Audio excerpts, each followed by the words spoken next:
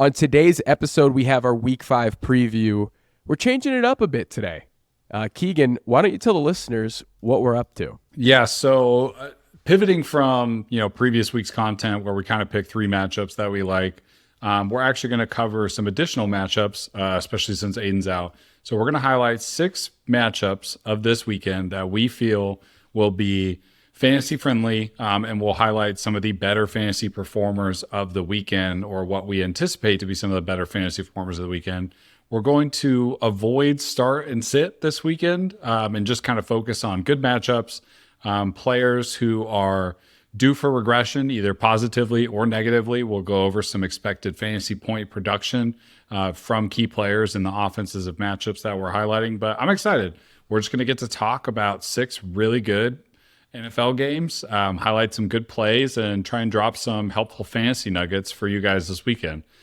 Start sits are often a crapshoot, and I'd rather just tell listeners, like, hey, this is the situation of the game that your fantasy player is headed into. This is what we've seen so far this year on his production, and here's maybe some things that we want to share with you that you can either take advantage of or use to avoid a bad start, rather than tell you to start a player that is going to get you 8 points in your fantasy lineup. So I'm excited. It'll be a lot more fun. This feels like kind of last year, Shaun, when we were first getting going. We were just chatting some football, chatting good matchups, and talking about some good ball games. And we get to highlight more players with this format too. I have a plenty of start and sit recommendations in each of the 3 matchups that I'm going to be covering, and I know Keegan does as well. And we appreciate your feedback. So if you have an opinion on which format you like and what you find valuable, leave a comment. We appreciate you. We're not anything without you, the listeners, the subscribers, the meme team. So we really appreciate that feedback. Our 6 favorite matchups, Keegan, we have pace numbers. We have Vegas totals. We have fantasy angles at every position that matters in each matchup. We have regression stats. We've got it all, right? 6 matchups. Eventually, we're going to be covering every single one on the slate. But I will be starting off once our data team gets back to us with some of the research, right? Yeah, once the interns are crunching the numbers here. I'm going to be starting us off today, and it's a very special one. We haven't highlighted this team yet in any of our matchup spotlights or matchup of the week, and this is probably the most anticipated matchup of Week 5. This is the game of the weekend, and that is none other than the San Francisco 49ers versus the Dallas Cowboys on primetime Sunday Night Football. So I'd say the big headliner in this matchup is the 49ers offense versus the Cowboys defense, right? That is going to be the big headliner that people are going to be talking about.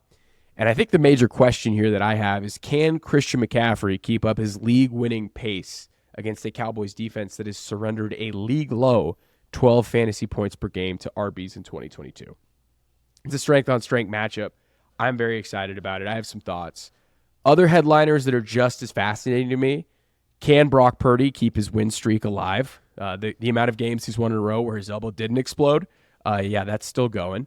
What does this Dallas offense look like when they aren't blowing out teams? So they played in 3 blowouts, and they also lost a random game to the Cardinals. So I'm excited to see this team in more of a neutral situation, because it's been very hard to evaluate them. And can Tony Pollard start to get it going? Because it's been a little slow. He's had volume, so he's been able to get us there. But we were very big on Tony P having a big season, and that necessarily hasn't hit yet. Those big plays we've been expecting from Tony Pollard, we haven't seen him yet. So Vegas has the 49ers favored by 3.5 at home against these Dallas Cowboys, and they've set the point total at 45. Keegan, that sounds about right? Like 3.5-point favorites? Yeah, I think so, especially with Trayvon Diggs out. Kind of feels just about right where the Niners are favored. These are both good defenses too, right? Like, we're considering both these good defenses, so I feel like that 44 is just about the right spot. Like, there could still be some points scored here, but I feel like they're kind of going to bring each other down. And speaking of defense, Shaun, before we get into the nitty-gritty of this, I just wanted to share this for the listeners, because I know you tweeted this out earlier, and I think this is one of the craziest stats I've seen of the year so far that you posted this. Yeah, nuts. And I was going to highlight this too about Dak, but the Dallas Cowboys defense is averaging 7 more fantasy points per game than Dak Prescott, which is pretty nuts. Regression would indicate that those numbers will start to normalize towards their means, but it's pretty wild. And that's what I mean by like, what does this Dallas offense look like in a normal game script? We just don't know. They have not been in a lot of neutral situations.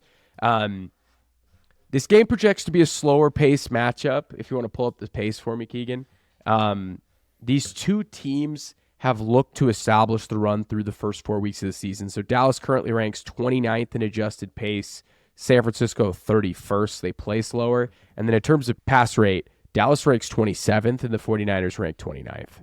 So again, higher-ish point total because I think there's a lot of explosive playmakers on the field and I'd say good offenses. But we have two good defenses in this one, slower paced teams. I wouldn't be shocked if this game goes under 45, but it's a tough one to peg because Debo might break a huge touchdown. CeeDee Lamb, it might be a busted coverage. So it's Tony Pollard's a walking home run. So it's always be a little cautious because explosive plays are always there when you're betting under with two explosive teams.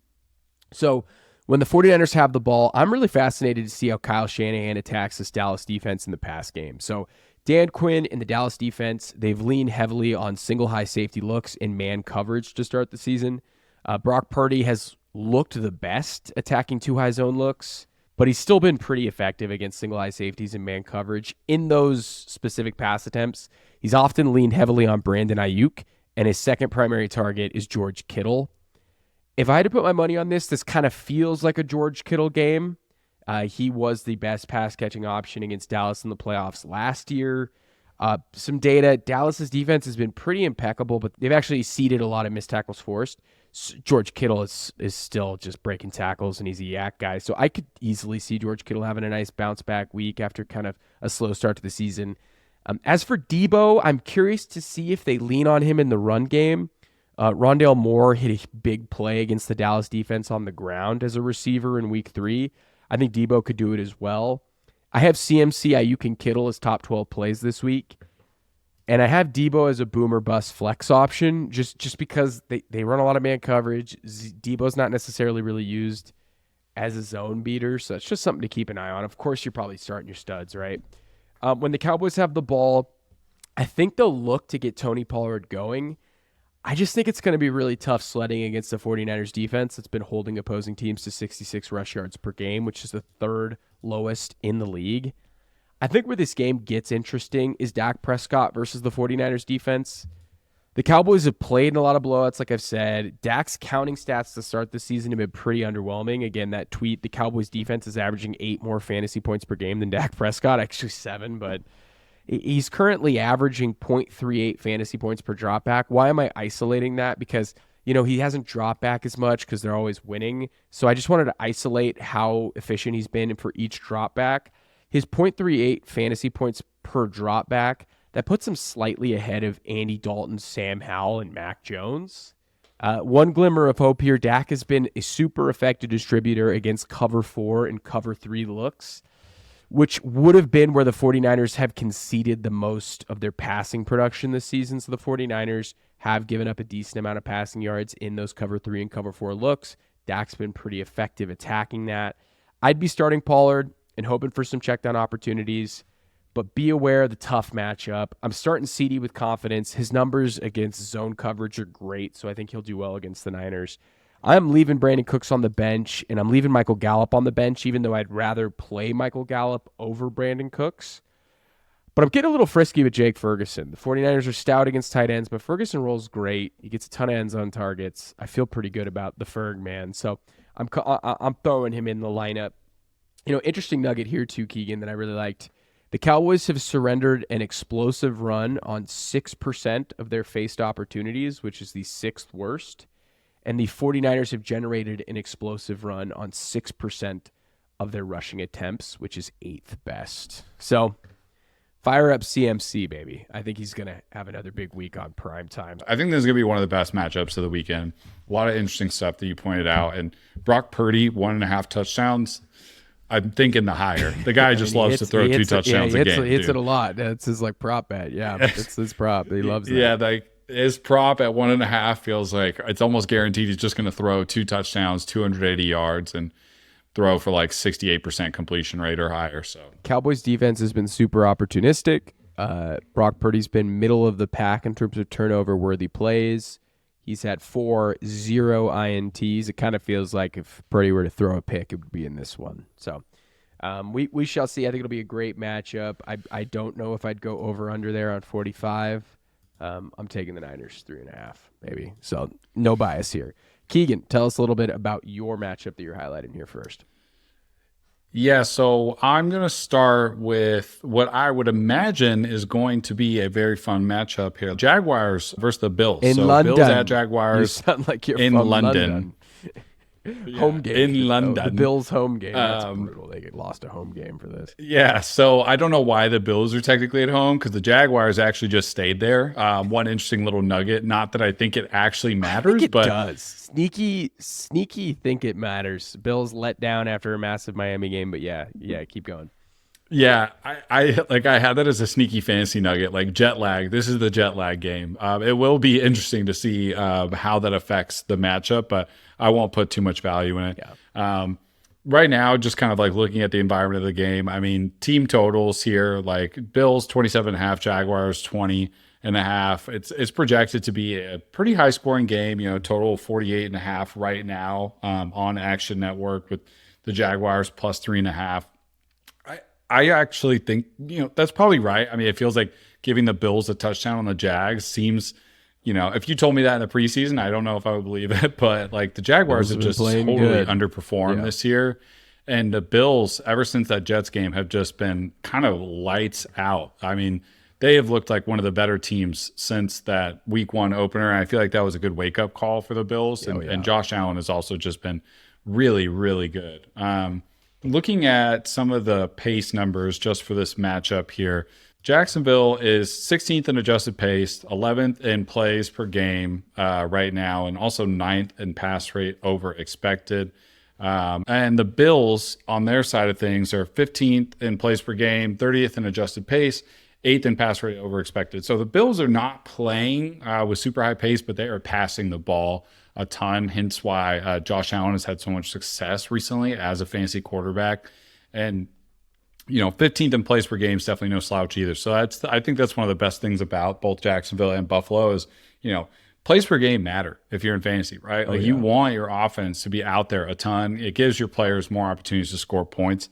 Buffalo's walking into this week 5 matchup, ranking top 6 in points per game and yards per game too. So they are on fire right now.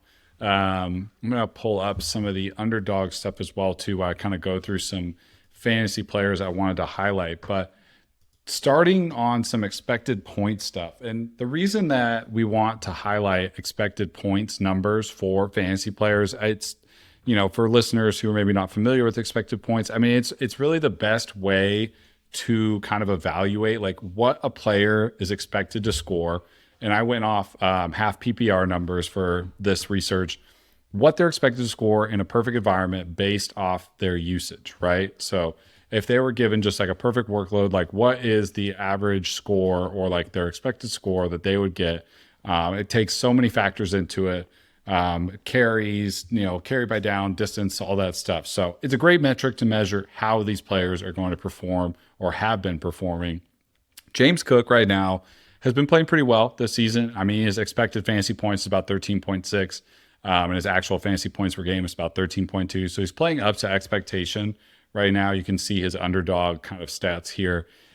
His usage is always like, because he doesn't get red zone looks, right? I mean, he is like kind of been a between the 20s back, but last week, 75% of the team snaps inside the 10-yard line for James Cook, and that's up from 26% across the first 3 weeks, and he handled 3 out of 3 of the team's carries inside the 10.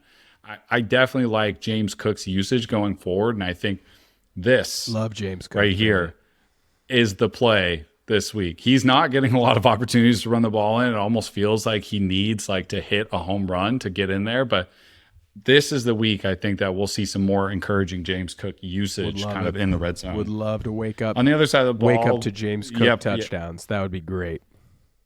I know, right? It would truly be a London miracle to wake up and have James Cook If I wake up to end zone. Latavius Murray sipping tea, I'm gonna be a mess. I'm gonna be a wreck. And then on the other side of the rushing, it's Travis Etienne, right? So he's right now currently expected fantasy points per game 14.4, and actual fit points per game it's 12.2. So we actually have some positive regression potential for Travis Etienne. He's getting so much usage, and unfortunately for Tank Bigsby bag holders, like it's just not the time. Travis Etienne is obviously the featured back in this offense. We tried to warn you. Etienne's a stud. He is absolutely a stud, and he has obviously been kind of like the mainstay of their rushing offense, and he's the most important part of it, right? So another Travis Etienne week that I feel like it's safe to just like boot him up, and he looks good kind of for the taking here.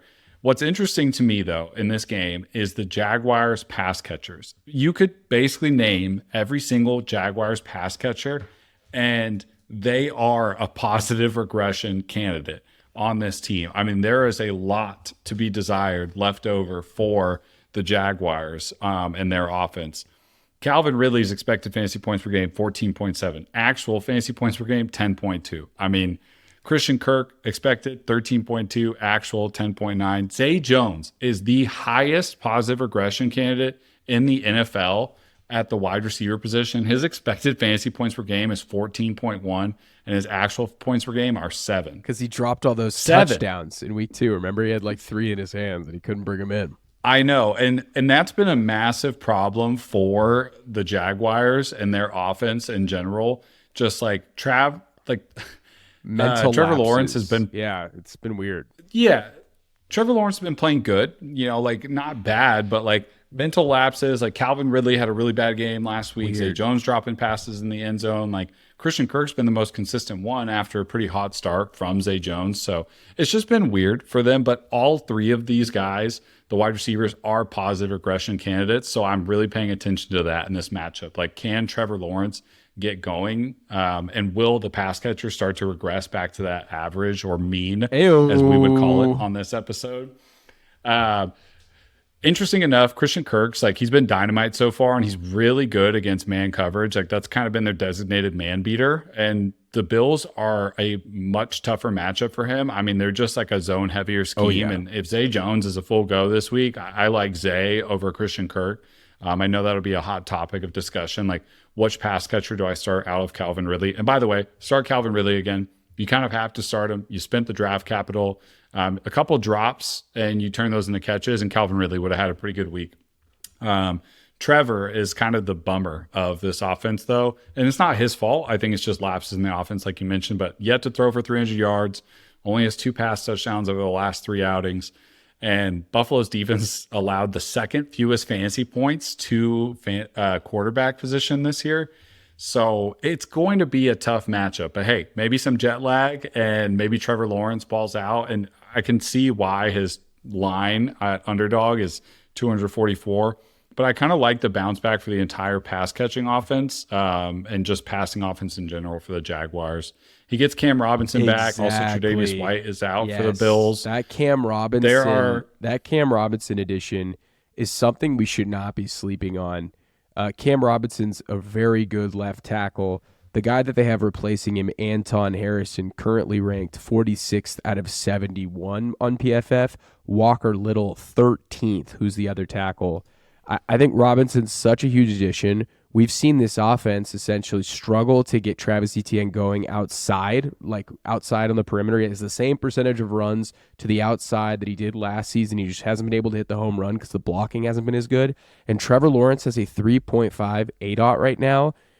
It's going to go up with a good left tackle in place. Do not sleep on the presence that Cam Robinson's going to bring to this offensive line. Yeah, I think it's going to be such a huge addition to have him back. And just Trevor, like I said, I don't think he's been playing bad. This is a get-right game, which I think will be competitive. I'm not saying the Jaguars are going to go out there and stomp the Bills by any means, but I think this is a good get-right game for the pass-catching game. And then sneaky play that I like this weekend, and you're probably going to start him anyways because there's not a lot of good tight ends out there to start on a weekly basis, but I really like Evan Ingram. He's just like quietly been, very effective, but also like getting some good usage. I mean, he's number 10 among tight ends in yards per route run. He's also third in pass routes run total at the tight end position. Hasn't found the end zone yet, but he's basically he's had 5 catches every game this season thus far. They straight up scheme him design first read looks. Like they have plays. Yes. They call it, and it's like, this ball's going to Evan Ingram. How many tight ends are getting that many looks?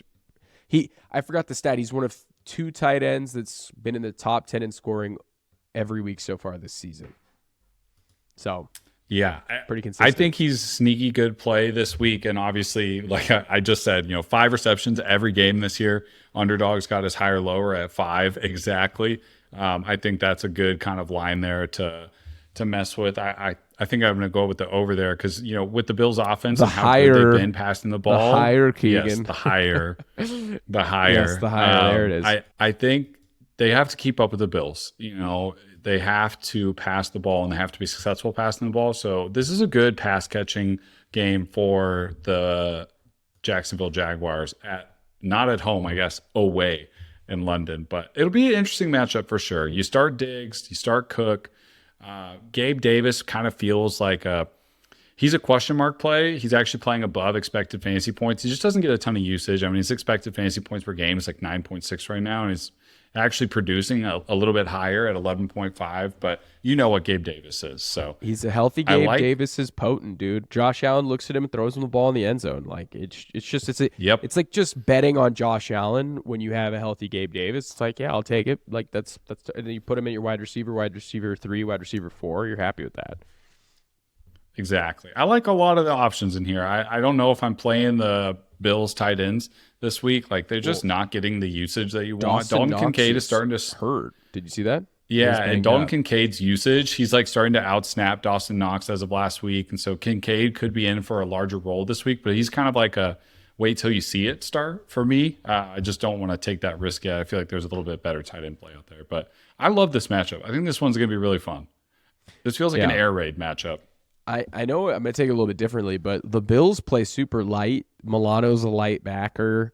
Their other backer's pretty light too. I forget his name right now, but if there was ever a game to get Tank Bigsby involved, I think his physicality could really be used to counter a lighter defense that the Bills are going to employ. I think they're going to need to be able to establish the run against the Bills because if you're just sitting there trying to pass against them, their coverage looks are incredible. Now, the loss of Tre'Davious White definitely is going to be in play, but yeah, I agree. I think it's a fun matchup. It's kind of a shame it's on in London, and London games are kind of weird. A game that I will be watching, and hopefully that Scott Hansen will be panning to a lot on Red Zone, is the Kansas City Chiefs at the Minnesota Vikings. In my notes, I have, oh, baby, ...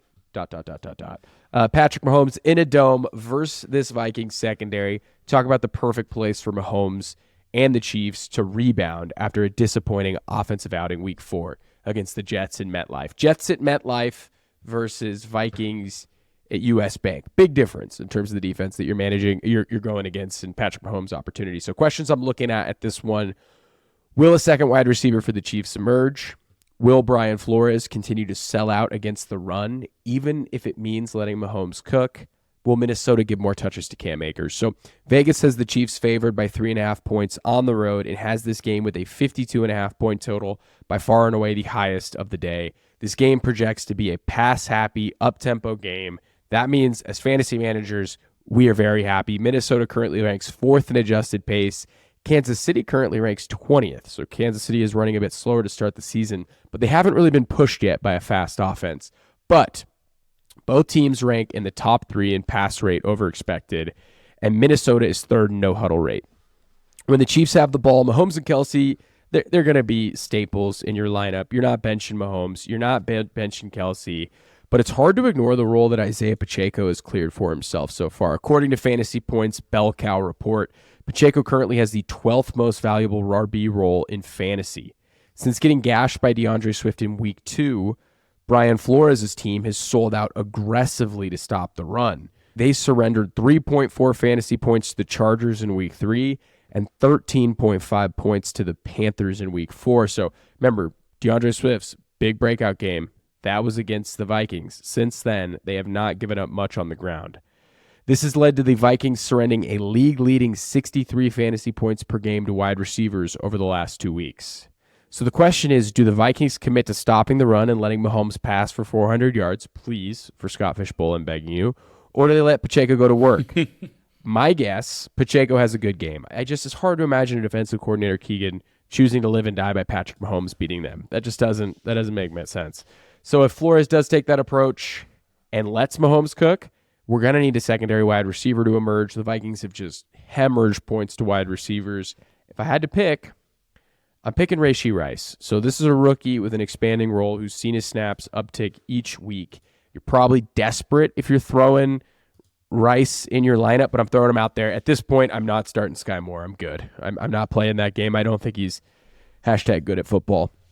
When the Vikings have the ball, it'll be interesting to see if Kirk Cousins and co are able to bounce back against the Chiefs defense that, Keegan has been surprisingly pretty stingy for fantasy points in 2023. So outside of Cousins, Jefferson, and Hawkinson, the question is, can we start anyone else in this game for the Vikings? So the usage for Madison last week was encouraging, even with Akers stepping into Ty Chandler's role.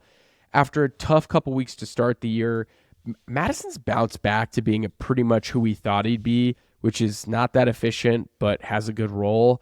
I personally wouldn't start him in this one. The Chiefs have been pretty good against running backs, but the usage will most likely be there. He's a fringe RB2 in this matchup, in my opinion. You could play him in a flex if you're in a pinch. I think the real question here is Jordan Addison playable?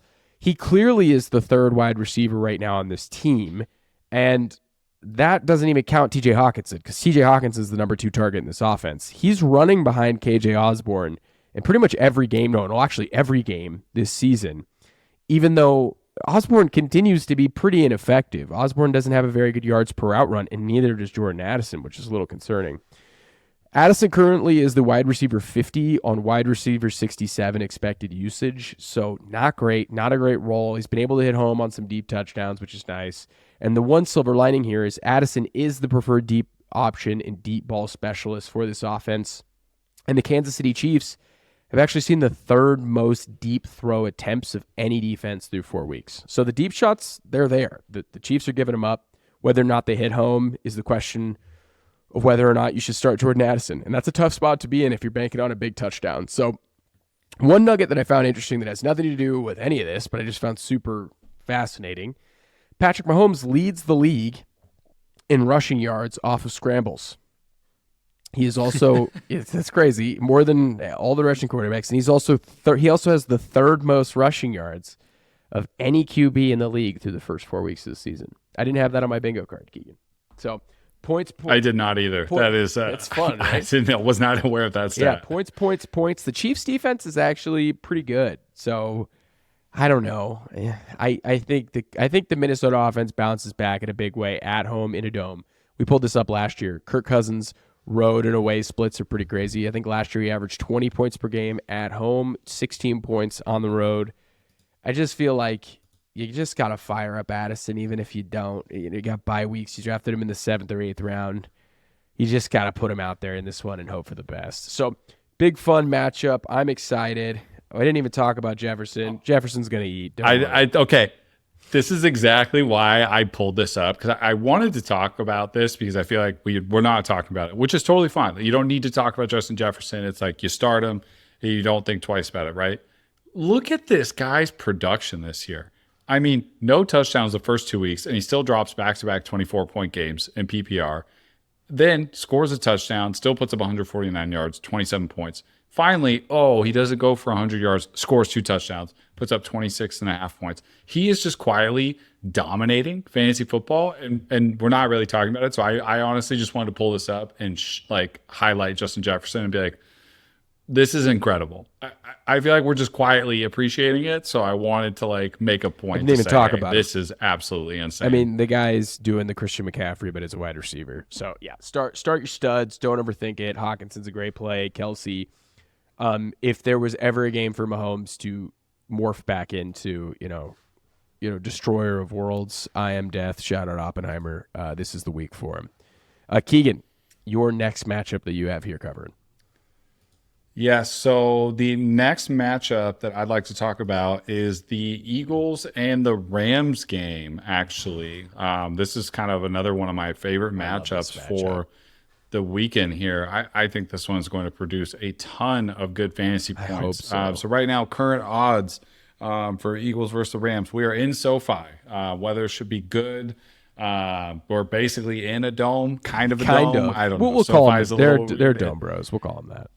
it's a big old glass house, but implied total right now, 50 points for over under. Eagles favored by 4.5 points. That's gone up. That's gone way up. Oh my goodness. That's jumped. Yes. Yeah. So this is going to be fun. It's a great game. I feel like there's a ton of little nuggets to touch on here, but first, before I get in there, pace wise, Philadelphia 28th in adjusted pace, third in plays per game though, and they're also 15th in pass rate over expected. LA is maintaining their spot at kind of the top of the league as like a driving pace team. They're 10th in adjusted pace. They're first in plays per game. They're also 7th in pass rate over expected. The Los Angeles Rams have been a very fun fantasy team this year. Good. That's for sure. Puka, Kieran, it's been great. Kyron. I don't know as of now if Cooper Kupp will play. He practiced in limited fashion this week. We could maybe twice. Yeah, yes, we could maybe he was full participant. But I don't. Cooper Kupp back this week. I don't know. Which the biggest question regarding that is what happens to Puka Nakua's usage. That's the question. And how does Cooper Kupp play coming off of injury? I think that is the biggest question of the weekend for me personally in terms of fantasy. With Puka, he's dominating, right? I mean, the guy has been lights out. And interesting enough, actually, looking at his expected fantasy points based off usage, his expected fantasy points per game is 22. So there's a little positive regression potential for Puka, which seems insane, but obviously it's because he's not finding the end zone. His role and his usage, I mean, he's breaking records, through the first 4 weeks of football. Tutu Atwell's also been extremely valuable in fantasy. He's somebody who's also due for positive regression. He is, Actual fantasy points per game, 11.7. Expected fantasy points a game, 16.6.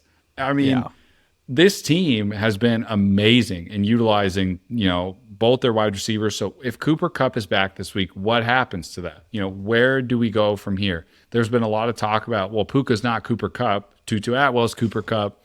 Puka is in the Robert Woods role. I just want to see how it shakes out. I think that's one of the most interesting things for me to see. Speaking of their wide receivers, Philadelphia is 6th in the league in fantasy points allowed to the wide receiver position right now. They're coming off a game where Sam Howell and co. put up 31 points on the Philadelphia Eagles. It's definitely something to worth monitoring that there might be it's definitely not the same defense as last year, right? But it's like, how will these wide receivers stack up in this matchup right now? Here's just looking at some underdog higher lowers here. Puka right now, no yardage, but just a touchdown. Same with Tutu and Higbee. I'm sure this will update before the week. Stafford's about 276 passing yards. He's been regularly throwing around the 300 range. So I'd expect Stafford to kind of, play his game. I don't know if he's like a super viable fantasy starter this week, just because, he'll throw for 300 yards and maybe one touchdown, and that might be it. But Philadelphia's also allowed the 5th most receptions to tight ends, 6th most yards, and 2nd most tight end touchdowns. Like, this is a good matchup for pass catchers of the Rams. And, with this game script, with the totals implied, you look back at the Philadelphia side, and it's like, okay, this is finally the Jalen Hurts boom week. I think Jalen Hurts managers, me included, have been slightly disappointed. You spent some high draft capital on him. You're patiently waiting for him to blow up. And this kind of feels like the week that we get that from the Eagles. Last week, the Rams allowed Anthony Richardson to go for fantasy QB4. He went for 56 yards and a touchdown on the ground. Also had a decent day passing for sure. Got home. So he got home, baby. Exactly. So I really like just this matchup fantasy-wise for both sides of the ball. Some other regression candidates here. A.J. Brown.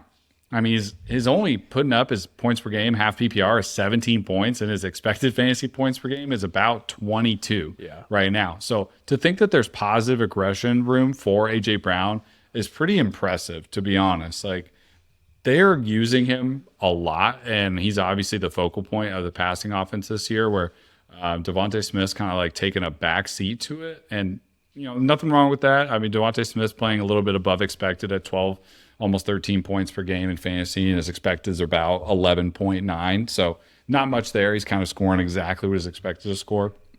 But the guy who I think, again, is going to go off, I think the DeAndre Swift train continues again this week. Now, he's playing slightly above expectation based off points, but I just love this matchup for him. I think Swift is just going to have another really good week again, and it's hard. It's hard to stop a running back running behind this offensive line. Could drive a truck through some of those and the holes. way that they're just clearing space, it feels almost inevitable that whoever's running the ball behind the Eagles is going to see success. There's a ton to like in this matchup. There's plenty of valuable fantasy starters like all across every lineup, like both Rams and the Eagles. DeAndre Swift has been one of the best fantasy players, like just based off value.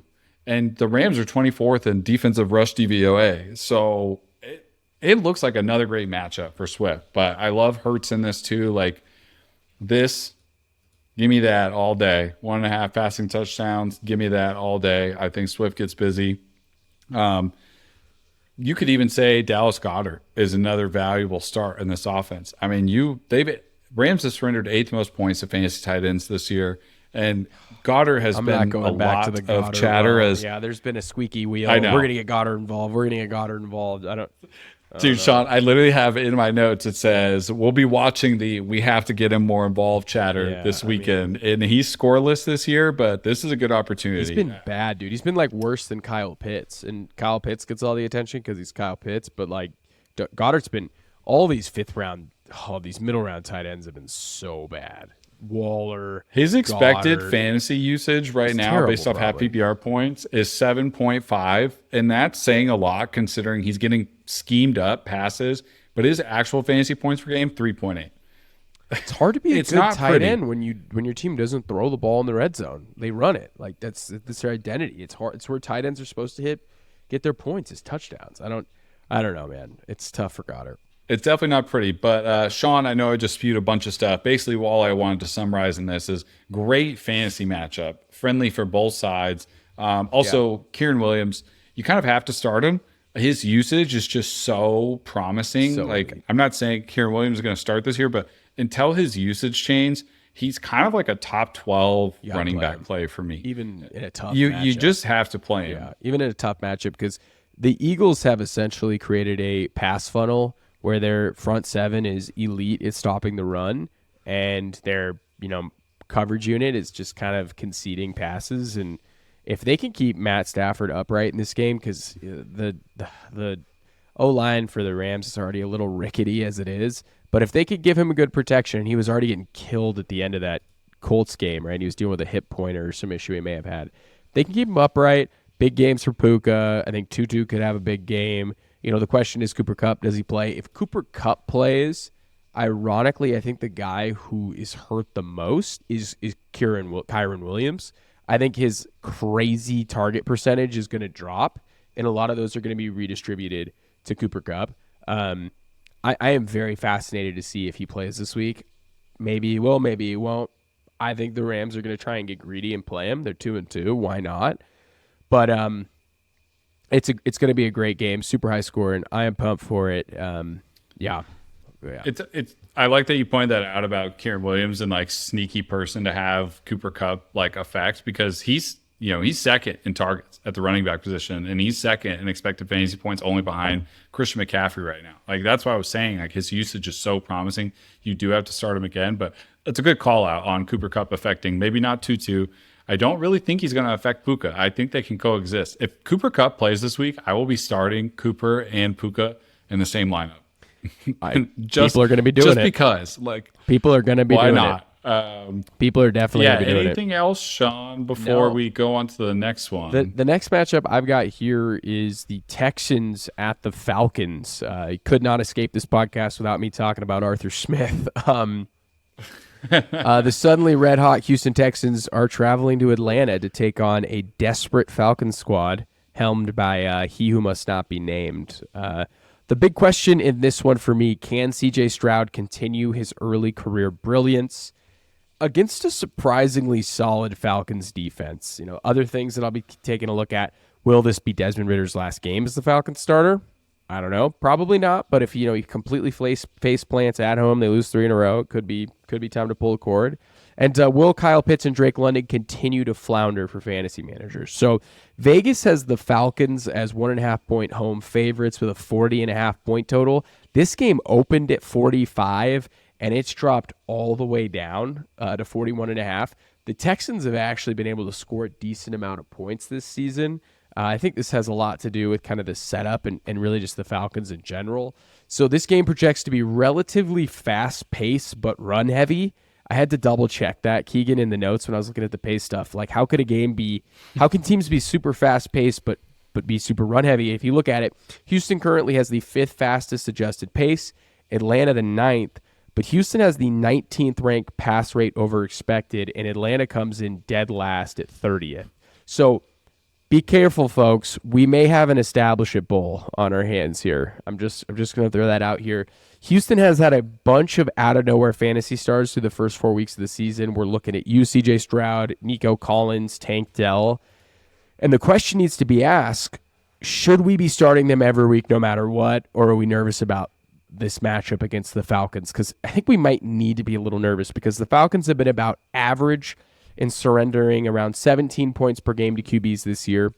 They've been super stingy against running backs, surrendering, I think, around 12 points to the position, which is top 3. They've been a top 10 pass unit against wide receivers. They've actually been a bit bad against tight ends. They've been giving up close to 20 points per game to the tight end position this season. With a lower point total, a pretty solid Falcons 20 defense. Points per game to the tight end position is crazy. Yeah, with a lower point total, a solid defense, and their backs against the wall. It really may be tough sledding this week for CJ, Nico, Damian, and Tank. But, the fact of the matter is this game is played indoors. The Texans could be getting some of their offensive linemen back, which is a plus. I'm a little nervous about whoever gets A.J. Terrell's shadow coverage. We saw him pretty much erase Calvin Ridley last week. If I had to guess, he's going to shadow Nico Collins at the X, but Tank Dell plays outside wide receiver, so I don't know who Terrell is going to shadow, but whoever he shadows is going to be tough. So maybe do some research there. My guess is Nico, and it could be a tough week for Nico. I think if you're playing Damian this week, you're going to need a TD, but his role is great. He's locked in for 15, 18 touches a week. It's more of like how well can his offensive line play. This is a sneaky good matchup for Dalton Schultz. So I highlighted it, 20 fantasy points per game to the tight end position. I'm probably starting C.J. Stroud pretty confidently. He's been great. I'm back and forth on Tank and Nico. It's hard to bench Nico after he had a 35-point PPR game last week. I expect Tank to have a nice day. Whoever gets shadowed by Terrell, I'm probably starting him, honestly. And, dude, this is shaping up to be a wet dream matchup for Arthur Smith here. Houston is a top 5 defense in limiting QB and wide receiver points, but is a bottom 5 defense against running backs in fantasy. Welcome to Bijan Robinson week. The Houston Texans have surrendered the 9th most yards before contact per attempt, the 11th most yards after contact per attempt, the 7th most missed tackles per attempt, the 4th worst stuff rate, the highest rushing TD rate, and the 7th highest explosive run rate. This is the Bijan Robinson eruption spot. You hear your folks. So, of course, when I'm predicting that means 3 touchdowns for Tyler Algier, right, Keegan? I wouldn't be starting London in this one, considering how stingy the Texans defense has been, and just, I don't know. I've been so critical about Arthur Smith's usage of Drake London, his route chart, even in the good game he had. It's like really difficult one side of the field stuff. They don't really get him involved over the middle of the field. For Drake London, dude, sad. 42.5. It's sad, dude. It is sad. I don't know. I don't know if I'm starting London. I don't think you can start London if Kyle Pitts is also healthy. It's pretty clear London was most usable last year where Kyle Pitts was hurt and everything was funneled to London. As for Pitts, I don't know, man. If you like pain, sure, go for it. Play Kyle Pitts. But I don't know. I mean, his underlying stats suggest that, out of all the expected fantasy points regression candidates, Kyle Pitts is the biggest difference between his actual output and his expected output. It's pretty substantial. My favorite trend in fantasy football analyst world right now on Twitter is Kyle Pitts only exists to reinforce the fake stats that fantasy football analysts have come up with to cope with their drafting of players who just don't get used. Yeah, I mean, here is everything obviously is good. another chart. Everything is here. good. Look at him; he's at the very top. It's all, but just nothing happens. Basically, just a high value target share for tight ends for those watching the video. It's just like, where is Kyle Pitts ranking? Like, he is always going to be an alien on these charts that measure usage and value of his targets and stuff. He might But just it's not just be, so funny. Like, he might not be good. no, he's good. I don't know. He's He good. might not Don't be do good, that. dude. I don't. At some point, you No, got to make it happen. we're not doing that. I wouldn't play Drake London. I will say this is even sadder than the Drake London yards projection. Was Jonnu's higher? Because that'd make me. They even have a Jonnu prop. They need to have Jonnu prop. He's a starting tight end. Is. Yeah, he's a starting tight end. Yeah, have fun. Start Bijan. Maybe in a pinch. Start Algier. That's only if they're winning. But that's where I'm at with that game. Arthur Smith's gonna have fun. I think the Falcons win this game. Actually, I think they're gonna be established the run. They have the exact type of defense that Arthur Smith can exploit, and I think they can get in a positive game script and win this game. So I like the Falcons in this one. Is it weird to think Which that pains this me. might I'd be love to see CJ Arthur Stroud's lose like 3 in a row. toughest test yet? Like defensively, I kind of get that vibe from this game a little bit. You think indoors Sounds we're going to weird get a when I say it out shootout. loud. I miss the Matt Ryan, Julio Jones shootout days, but Arthur Smith has grounded a perfect dome, bro, matchup. But Keegan, what is your last matchup you're covering here today? Okay, so the last one we're going to talk about is the Giants versus the Dolphins. Dolphins coming off a pretty brutal beatdown from the AFC East rival Buffalo Bills, and the Giants, who have, I could say, like outside of the Bears, had maybe one of the most disappointing starts to the NFL season thus far. The Giants just have not played up to what people expected this year. But you've got the Giants traveling to Miami. Current total on Action Network is over 47.5 or under 47.5. You've got the Dolphins favored by 4.5 points. I mean, oh my gosh, no, this is way different now. Sorry, I was looking at the open. 12.5. Wow. 12.5. That's pretty high. I mean, I was looking at the open. the Giants are going to be down 3 starting offensive linemen again for the 3rd week in a row. They can't protect this guy. They cannot protect Danny Dimes. He's running for his life out there. It's terrible. Wow. I did not realize that. I was looking at that. I'm like, holy cow. 4.5, that doesn't sound right. But yeah, 12.5, that sounds about more right. Some things here just regarding pace for these two teams. Let me switch over my tabs. So looking at pace for this matchup, Miami 14th in adjusted pace. And then the Giants are 19th in adjusted pace, 19th in plays per games for Miami. Here, I'm going to go over here, scroll over so you can see this. Miami right here. And 12th in pass rate over expected. The Giants 14th in plays per game, 14th in pass rate over expected. Not the slowest matchup, not the fastest matchup. This will be very interesting to me because we have, there were some massive positive regression candidates for the Jaguars pass catching core. The biggest negative regression candidates lie within the Miami Dolphins running backs. Efficiency. What those two have been baby. able to do on their touches is it's been insane. I mean, if you go and take a look at their expected fantasy points data, I mean, Raheem Mostert's expected fantasy points a game is 13.8, and he's putting up 21 points a game in half PPR right now. Devon Achane, 11.8 expected fantasy points a game, and he's putting up 25.4 points a game. I mean, we are witnessing currently one of the biggest outlier seasons at the running back position for Devon Achane. I'll never get that The right. artist formerly known as Devon Achane. Exactly, correct. And Raheem Mostert as well has just been so good and so efficient in his spots. I mean, they're both far outpacing their expected fantasy points production. So you could call these both negative regression candidates, but I'll kind of believe it when I see it. On the other side of the ball, do we know if Saquon's going to play this week yet? I'm not sure. I'm not getting, a ton of good vibes from that. As of right now, he's still a question mark. He got a limited practice on Wednesday, but I was hoping I'd know more by the time I recorded, but I can't exactly say that I do know much more than I did yesterday. Daniel Jones coming to this matchup is, we've got tough. left tackle It's a Andrew tough Thomas watch. with the hamstring injury, battling injuries. No Saquon makes this offense a lot more one-dimensional. He was sacked 10 times last week. Brutal. Before we get into the other fantasy players, Miami is a sneaky, sneaky good fantasy defense start this weekend, purely off sack percentage, purely off that. Because if Saquon was in this matchup, I'd tell you all about how Miami's already given up 4 touchdowns to opposing running backs, and they're allowing nearly 150 yards rushing per game. I can't honestly and earnestly advise you to start Matt Breida in this matchup, maybe as a flex play. I would love to tell you that Saquon's going to smash here, but I can't. However, Miami, especially after last week's game against Buffalo, they definitely look like a good fantasy-friendly matchup for the quarterback position. I mean, they've allowed the 5th most fantasy points to the position this year.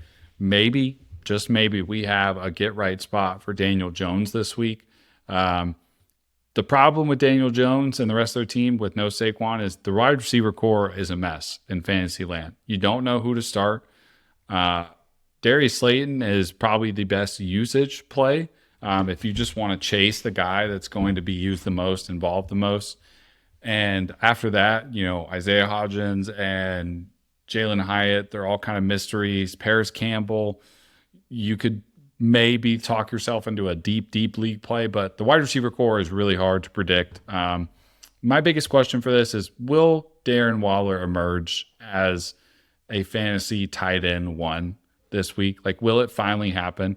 One of the problems that you highlighted, Shaun, kind of on our Twitter, and we've talked about, is because of the offensive line being banged up and just because of Daniel Jones not having a lot of time. I mean, they're putting Darren Waller at the line of scrimmage and he's just making chipping. him chip. He's he's in line like on every route. And with their offense, like kind of, when Daniel Jones is trying to get out to his first read, quick pass play, like that should be Darren Waller. But Darren Waller doesn't have time to get out and run a route if he has to chip block every time to give him some time. So it's the worst possible situation you could imagine for a fantasy tight end like Darren Waller, who is so good, and he's just not getting the role that we would like him to. So there's going to be, that's the biggest thing I'll be watching this week. I mean, Dolphins have allowed the 9th most points to the tight end position this year, but there's a problem with his usage and where Darren Waller's lining up. I need it. We need Waller. I would love a Waller touchdown. I just love it. Let's get in but the Giants don't score touchdowns because their offense is so bad right now. They're disjointed. It's a mess. I would love a Waller touchdown, though. Exactly. And typically we like to, highlight fantasy matchups that are friendly on both sides. Right now, this one feels a little bit one-sided, but as I mentioned, this could be a get-right spot for Daniel Jones. Miami's definitely, they're not the best defense. They're not the worst. I feel like he might get sacked a couple times, but there's potential for Daniel Jones to get a little busy on the ground and, put up some points, just maybe from his legs, and hopefully get Darren Waller involved. On the flip side of it, this looks like a great matchup for Tua and the way that they run their offense. I mean, Giants are blitzing at like a league high rate, at 3rd most in the league right now. And the problem with that is they're dead last in pressure rate, and they're 2nd to last in QB sacks on the year. This is kind of a perfect recipe for this Mike McDaniel quick release offense. Like, if you're going to blitz the Dolphins and, leave some extra options out there, this looks good for the Miami pass catchers. And the Cowboys, the Giants defense has no chance, dude. This is no chance. Like this, I highlighted like what a big negative regression candidate that these two are. But this looks like a basically dream matchup if you're a Miami Dolphins fantasy owner. I also like Tua this week. Like, Tua's kind of been a fringe fantasy starter. I think he's kind of a good, valuable fantasy start this weekend. I'll pull up some underdog slips for you guys here as well, too, just going over the Dolphins. Tua right now, higher lower, set at 283 passing yards. That's 2.5 Tyreek catches. The only right fear there. is, though, like, they go up crazy big, and then it's like just running the ball. It's the only fear with that, And you know who that's great for? Mostert. That's still great for Mostert, and it's still decent for HN. Although we did see him get kind of a lot of the run last week when they went down. Yeah. But, yeah, so maybe some Mostert action. But, just look at these projections for Achane right here. I mean, 49.5 rushing yards. He can hit that in one play. This is what's so fun about the Miami offense, right? Is like 48.5 rushing yards. Raheem could hit that in one play. One play. Achane, 49.5, one play. Yeah. I mean, if you're a Dolphins owner, start him this week. This is such a friendly matchup for them. Oh, they're both just locked all in. across the board. You could start both of them. If you had Achane and Mostert, you could play both of them this week. I would do it. One of them's going to score mean, 30, so you're just like hoping the other one scores 10, and you're good. Isn't that so funny in fantasy? Like if you have two players, one of them gets 5 points, and the other one gets 36, and at the position you're like, oh, I got 41 points for my running back position, but you're upset because you only got 5 points from one. It's all about one player. lineup, baby. And we just got a text from Aiden here. Aiden just said, "I'm so sad I'm not on the pod right now." That's from Aiden Holler. That is such a football guy move to be like 8 beers deep in Austin, Texas, getting ready to go to a festival and be like, I'm so sad that I'm not on the fantasy podcast. I'm not talking about Cole Kmet's touchdown tonight. Yeah, that's. It was a big night for Sam Howell and Justin Fields. That's a big night for Aiden Holler. He's probably all tuckered out from watching that.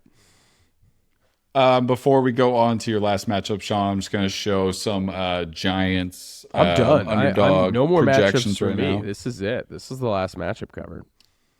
Oh, okay. I didn't realize we were on the last one here. Yeah. Any thoughts on this matchup, Sean? Anything you're exclusively looking out for? If the Giants can somehow score, this game's going to be explosive for points.